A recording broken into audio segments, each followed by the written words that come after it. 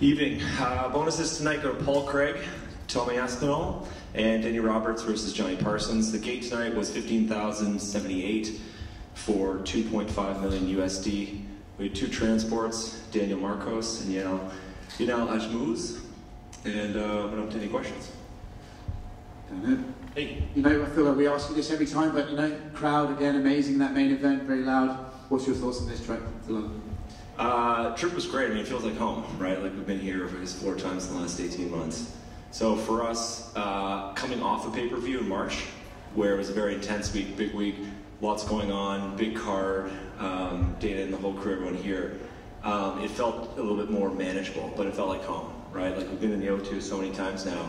I think for our crews, for the teams, it was fairly straightforward. Really nice to be in the city. The city also felt a little quieter this week. I don't know if everyone's watching the Ashes or they're up in Liverpool for the Open, but it was great. I think we had 12 fighters from UK and Ireland. We had 12 different nationalities represented. So like most of the cards that we do in London is a real celebration of European MMA with your requisite Brazilians and Americans fighting as well. So it was great. It's tremendous being back here always. What do you think your schedule looks like for the UK coming forward? Right, you've got two, like you said, 2 this year. One of those was pay-per-view. We had Leon as the champion, so it made sense. Do you think it could still be 2, 3 a year, or do you think you're going to slow down? Maybe just let the market sort of stay hungry for the UK? Yes. No, I think we're going to continue with 2 a year. At a minimum. I think what we're probably going to do in 2024 is move outside of London for one of the fights. So I don't think we're going to have 2 fights per year in London, but you never know what Dana wants to do depending on who's holding the belt and where people are ranked. But I wouldn't be surprised if it's been a while since we've been in Glasgow. It's been a while since we've been in Manchester. A lot of people, we want to get back to Dublin. There's a lot of places we want to go. So expect that to take on a slightly different complexion next year. Whenever people talk about locations in the UK, if you guys go to the Principality Stadium in Cardiff, it's often brought up as like a big venue. Is there any interest in that, or are you just going to stick to arenas and focus on knowing what you can produce here? I think, generally sticking to arenas unless there's special circumstances. Stadiums are tough. I mean, you've been to most of the ones that we've, the 6 that we've had, or whatever the number is. They're tough, they're big, it's not the best viewing experience, but it's fitting for when the stars align. You've got the right fights, the right moment in our calendar, and we can de-risk in terms of weather, we can de-risk in terms of production costs. There's the availability of some sort of local support, government support. It might make it a bit more manageable, but for us, the sweet spot is an arena with 15,000 people. So it needs a special fight, like say Tom Aspinall versus John Jones in 2024, something like that? I mean, he's got it all mapped out. He's going to Paris, he's going to sit there and watch the Gane fight. And take on that winner, perhaps, we'll see that happen late 2024. Thank you very much. Thank you. Hey, just over here. You mentioned Dublin there. Obviously, Sean O'Bannon made her UFC debut tonight. It seemed like there was a lot of push from the UFC ahead of it. Obviously, didn't go her way. But is the Irish market, is that one that you're looking to reach back into to return to Dublin next year? Yes. Yeah, the short answer is yes. It was pointed out earlier on by one of the key guys on our digital media team that next July will mark 10 years since the Conor fight, and top of the list for sure. We want to get back. We want to get back at some point. Just not sure when. Are the UFC actively looking to sign more Irish fighters? Recently, he was just re-signed. Caelan Loughran just added. It seems a lot of people are expecting Paul Hughes to be the next.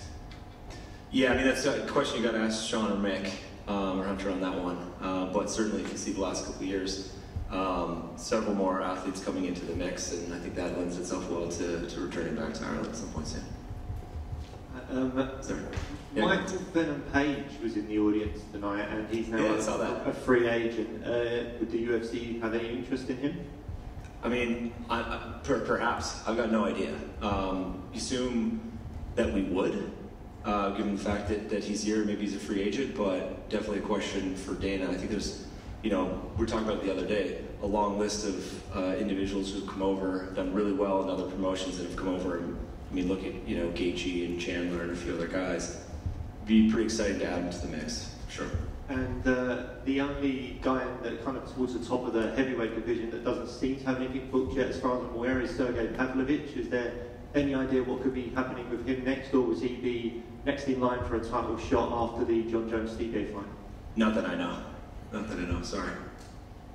staying down here? I know the pandemic threw off plans for global expansion, in particular with Africa.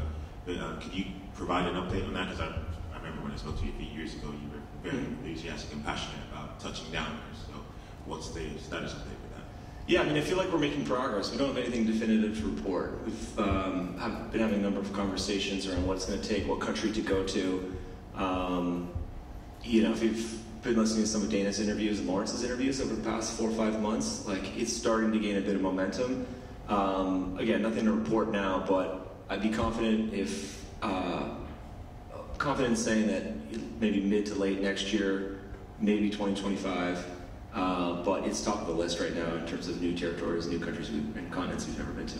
And obviously you've been scouting this for a while. Do you have a short list of countries that are top contenders? We do, yeah. I mean, first of all, you got to look at things like, where does the infrastructure exist? Where's the Super Bowl venue? We're not going to go to a big rugby pitch that's outdoors. We're not going to go to a big soccer stadium. So it's going to be an indoor venue. South Africa, Rwanda, Senegal, you know, maybe Cameroon. I think there's more.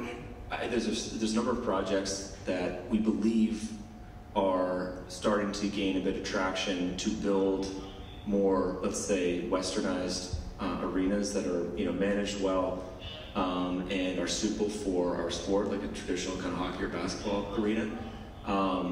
So that's the first question that we need to answer. The second, and this all comes down to Dana, is where do we want to go based on what athletes we want to have on the card?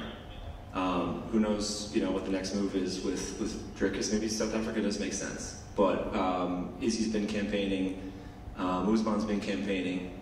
So nothing to report yet, but something that we're confident will happen in the next couple of years. Cheers, thank you. Thanks. Okay. Thank you guys. Thanks for all the support this week.